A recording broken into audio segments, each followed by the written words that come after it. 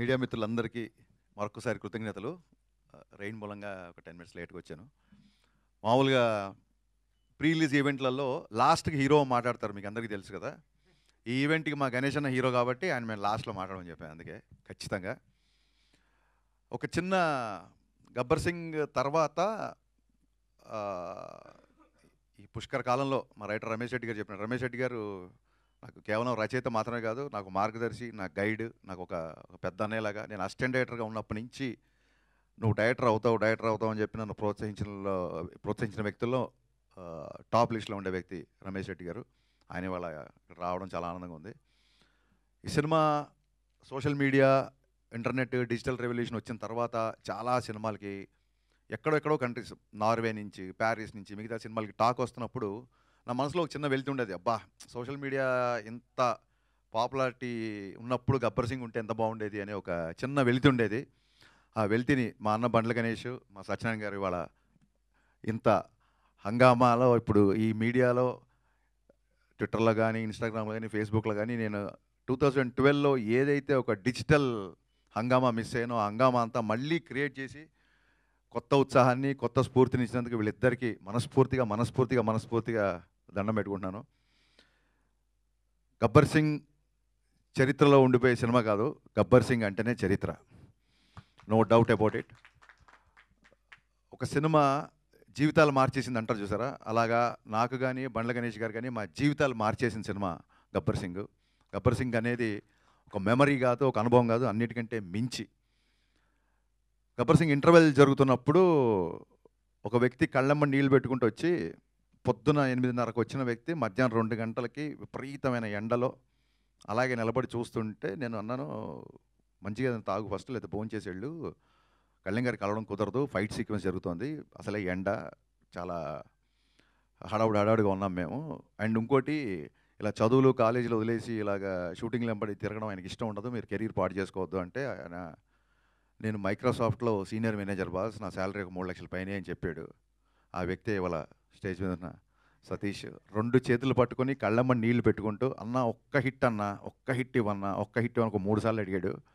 నిజంగా ఆ రోజు అంత పెద్ద హిట్ తీస్తున్నావు నాకు తెలీదు, తనకి తెలీదు, బట్ తన భావోద్వేగం నన్ను కదిలించి, నువ్వు భయపడకు, సినిమా పగిలిపోద్ది అని చెప్పాను. ఏ ముహూర్తాన దేవతలు తదాస్తన్నారో తెలీదు, సినిమా మేము ఊహించిన దానికంటే చాలా పెద్ద సక్సెస్ అయింది. సినిమా అప్పట్లో 2012లో ఒక సోషల్ మీడియాలో ఒక చిన్న నానుడు ఉండేది, సినిమా బాగుంటే హిట్ అంటారు, చాలా బాగుంటే సూపర్ హిట్ అంటారు, అంతకు మించి ఉంటే బ్లాక్ బాస్టర్ అంటారు, దాన్ని కూడా మించిపోతే దాన్ని గబ్బర్ సింగ్ అంటారు అని చెప్పి అప్పట్లో సోషల్ మీడియాలో బాగా ఫ్యాన్స్ రాశారండి. మళ్ళీ నా అకౌంట్లో వేయకండి, ఇది ఫ్యాన్స్ అన్న మాట ఇది. సో ఎక్కడికి వెళ్ళినా పవన్ కళ్యాణ్ గారు చాలామందికి అందుబాటులో ఉంటారు కాబట్టి చాలామంది నాతో ఫోటోలు దిగినా, చాలామంది నాతో ఉన్నా. ఇవన్నీ చూడండి, ఈ కొబ్బరికాయని కొట్టండి అంటే పూజారి దేవుడికి చేర్చినట్టు నాతో దిగిన సెల్ఫీలు, నా మీద చూపిస్తే అభిమానం అంతా అది కేవలం పవన్ కళ్యాణ్ గారిదే అని నమ్ముతూ వచ్చాను. ఎందుకంటే ఈ సక్సెస్ అందరికంటే బలంగా కోరుకున్న వ్యక్తి పెద్ద హిట్ కొన్నది. కళ్యాణ్ గారు ఎప్పుడు సక్సెస్ ఫెయిల్యూర్ పట్టించుకోరు, కానీ ఈ సినిమా క్లాప్ కొట్టిన దగ్గర నుంచి ఫస్ట్ కాపీ పంపించేంత వరకు ఇది బ్లాక్ బాస్టర్ అని లిటరల్గా జపం చేసిన ఎన్ని లక్షల సార్లు అంటే, ఒక శివనాస్మరణ లేకపోతే ఒక గాయత్రి జపం ఎన్ని లక్షల సార్లు చేస్తే అంత ఫలితం ఉంటుందంటారు కదా. ఇప్పుడు రీసెంట్గా మీరు సోషల్ మీడియాలో చూస్తున్నారు మేనిఫెస్టేటింగ్ వీడియోస్, మన సంకల్పం బలంగా ఉంటే అది అవుతూ ఇరుతుందని. అంత గట్టి సంకల్పం, నాకంటే కూడా పెద్ద సంకల్పం, కళ్యాణ్ గారి కంటే కూడా గట్టి సంకల్పం ఉన్న one and only person Bandla Ganesh గారు. 24 hours ఫోన్ చేస్తే హలో అన్నాడు కదా, అన్న మన సినిమా బ్లాక్ బాస్టర్ చెప్పండి ఇప్పుడు ఏంటి అని. First hello brother blockbuster, phone పెట్టే ముందు బ్లాక్ బాస్టర్ ఎంత అంటే అర్జునుడి బాణం అర్జునుడి గురి ఒక కన్ను మీద ఉన్నట్టు blockbuster, hit super hit అంటే కూడా మా రైటర్ గారు ఎప్పుడన్నా ఎడిటింగ్లో చూసి, ఏమంటే ఇప్పుడే అంతాక్షరి సీన్ చూసాం అదిరిపోయిందండి, మన సినిమా హిట్ అవుద్ది అంటే ఆయన కోపం వచ్చేసేది. హిట్ ఏంటి అన్న, హిట్ కోసం చేస్తున్నాం మనం, బ్లాక్ బాస్టర్ అన్నాడు. ఎవరైనా రైటర్లు అన్న మీ సూపర్ హిట్ అన్న ఆడియో అంటే, సూపర్ హిట్ ఏంటి బ్లాక్ బాస్టర్, అసలు కరిచేసేవాడు మనుషుల్ని లిటరల్గా. నిజంగా పవన్ కళ్యాణ్ గారిని ఇంటికి వెళ్ళి దగ్గరుండి షూటింగ్ సెట్కి తీసుకొచ్చి, అలాగే డబ్బింగ్ తీసుకొచ్చి 3 గంటలకి రాత్రి 4 గంటలకి కూడా డబ్బింగ్ చెప్పిన సందర్భాలు ఉన్నాయి. లాస్ట్ మినిట్లో గుర్రంది యానిమల్ సర్టిఫికేట్ వస్తే ఓ పక్క ఈయన ఢిల్లీకి వెళ్ళి ఓవర్ నైట్లో అక్కడ ఢిల్లీలో పని చూసుకొని, అదే రోజు ఇక్కడ సెన్సార్ ఉంటే మళ్ళీ డైరెక్ట్గా ఎయిర్పోర్ట్ నుంచి ప్రసాద్ ల్యాబ్కి వచ్చి, నాకు తెలిసి సెట్లో నేను ఎంత కష్టపడ్డానో సెట్ బయట నాకంటే డబల్ కష్టం బండ్ల గణేష్ అన్న పడ్డాడు. హీ డిజర్వ్స్ అనిపించింది. ఒక టైంలో ఈ వ్యక్తి ఇంత తపన పడుతున్నాడు కదా, నా కోసం కళ్యాణ్ గారి గురించే కాదు, బండ్ల గణేష్ గారి కోసం అన్న గబ్బర్ సింగ్ బ్లాక్ బాస్టర్ అవ్వాలి అన్న ఒక ఫీలింగ్ యూనిట్లు అందరిలో క్రియేట్ చేశాడు. అలాగే నేను చాలాసార్లు చెప్పినట్టు మా కెమెరామెన్ విన్సెంట్ గారు ఎక్స్ట్రాడినరీ సపోర్ట్ చేశారు.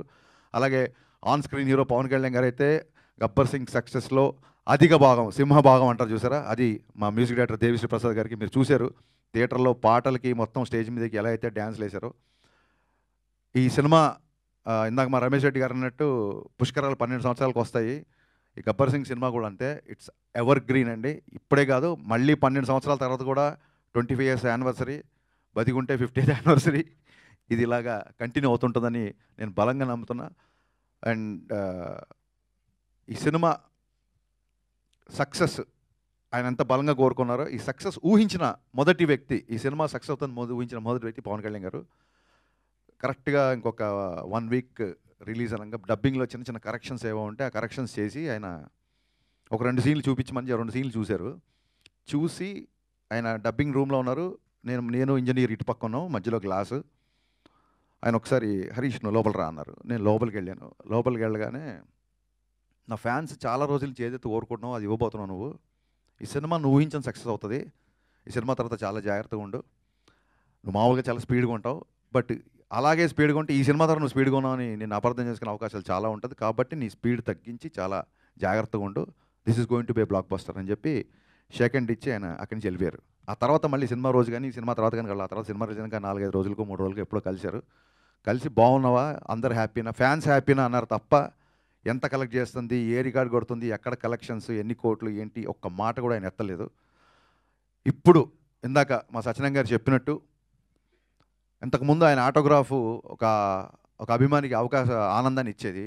ఇప్పుడు ఆటోగ్రాఫ్కి ఒక పవర్ ఉంది, ఆ సంతకానికి ఒక విలువ ఉంది.